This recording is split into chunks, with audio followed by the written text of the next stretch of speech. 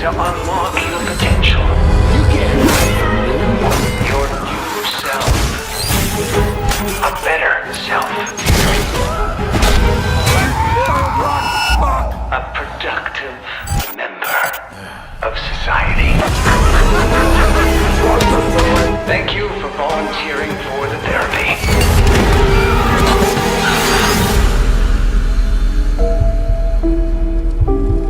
We are all going to get better together.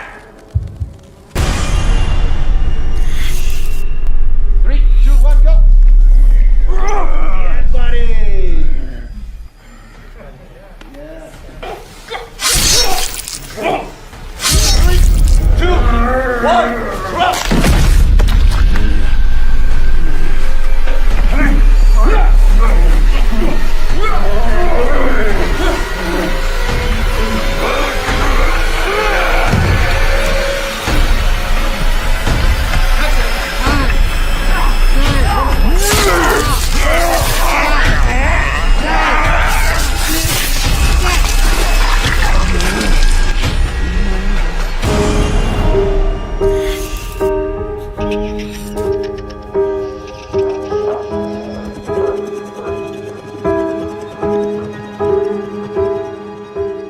My name's Francis Bruss. I'm the audio director here at RedBarrels. So my day-to-day job is to figure out special ways to creep people out and to make audio a integral part of the Outlast brand. Your new self. From the VO recordings, from music, from sound effects, from integration, pretty much all the facets of audio is what I do.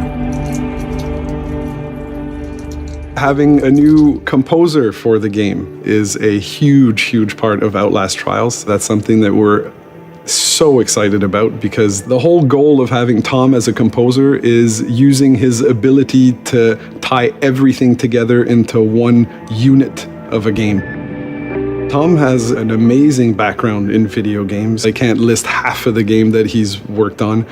He gives master classes to other composers. So for him, he was just incredibly motivated to be part of Outlast Party.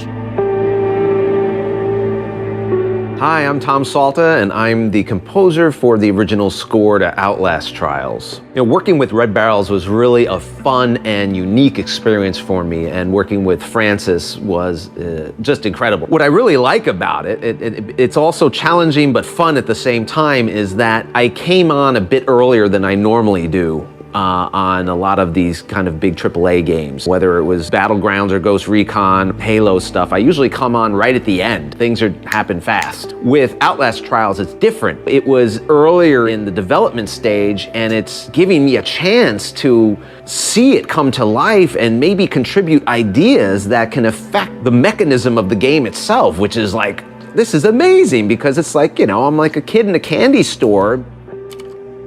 So for the theme of Outlast Trials, we obviously wanted this to be really super special. And me personally, given my love of this game and the music that I'm doing, I wanted it to check off a few things that I really didn't have much precedent for. I wanted something that was just purely scary to listen to.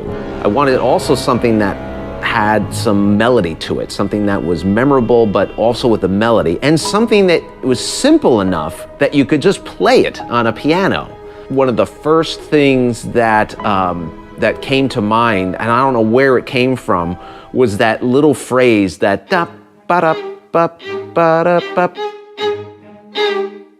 That was like, wow, okay, that feels right. Finding that simple idea that you immediately know it's Outlast Trials and it immediately scares you. And then seeing that come to life when we developed the theme and then brought in the full orchestra, I mean, that was like, yes, it's alive.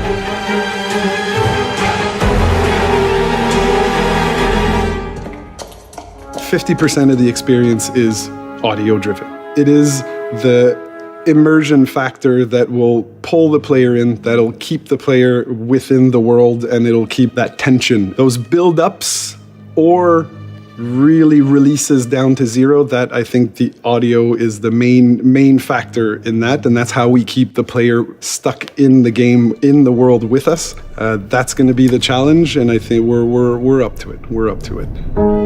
Another thing that is so much fun with creating the music for Outlast Trials is it just gives me the opportunity to get some props and try to come up with some textures and sounds that really are terrifying, but based on, 50s technology or toys or things like that. I went on eBay and I found this thing. I mean, an innocent plaything can be very terrifying. My kids get scared when I show this to them. I think they've seen too many horror movies, but what's scary about this? Woo, apparently a lot. Taking those things and using them to create scary sounds, textures, and music. I mean, come on. I'm getting paid for this?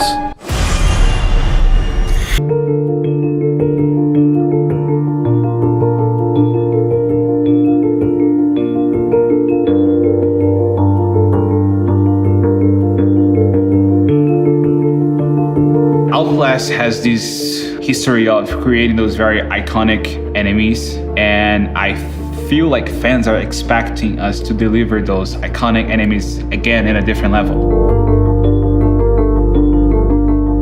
We tried to kind of figure out how the infection is going to work in the characters with all the new mechanics and with all the new abilities that we have, but we don't want to make it like too high in terms of technology, because in the 50s everything was a little bit more limited. My job is basically kind of trying to do a lot of the research of how make something that looks high tech look like low tech and give this 50s twist to it. And it's pretty fun because at the end of the day, I have a lot of possibilities of creating those characters and trying to portray a little bit of their daily basis.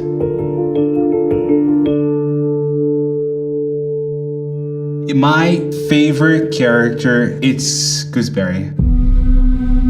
I was completely intrigued by her story because she is this TV show host for kids. But like off camera, she has this whole like dark side, and she's supposed to look like motherly looking. She's supposed to have this like motherly feel for kids, but in reality, when you look at it, it's a completely different story.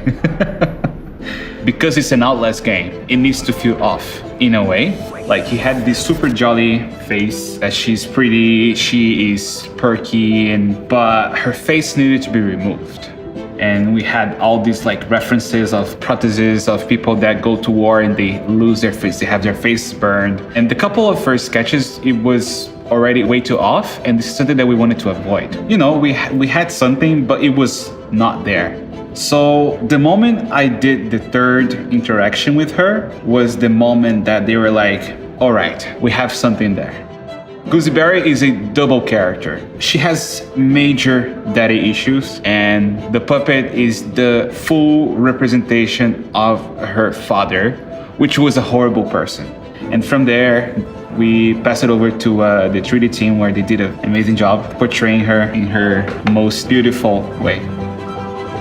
Coyle is our second prime asset in the game. He is this police officer with a very distorted notion of law. Whatever you think it's right, he's gonna put his twist on it. He likes to torture his victims with electricity in many different ways.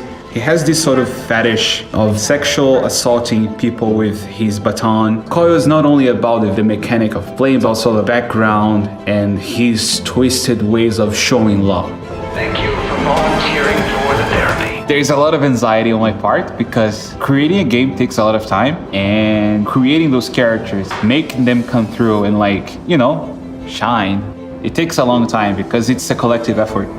Animation, effects, programming, until we actually see the full thing, it might take like 3-4 years, if not more.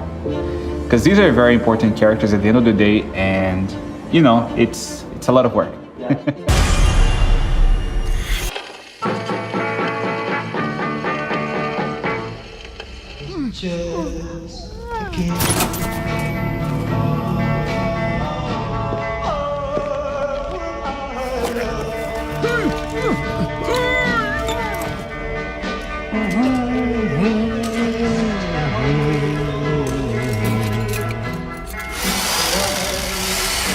Night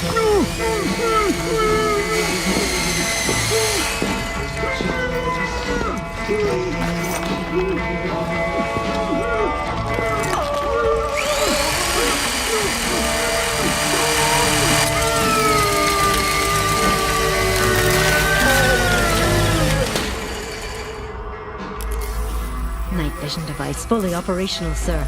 Excellent.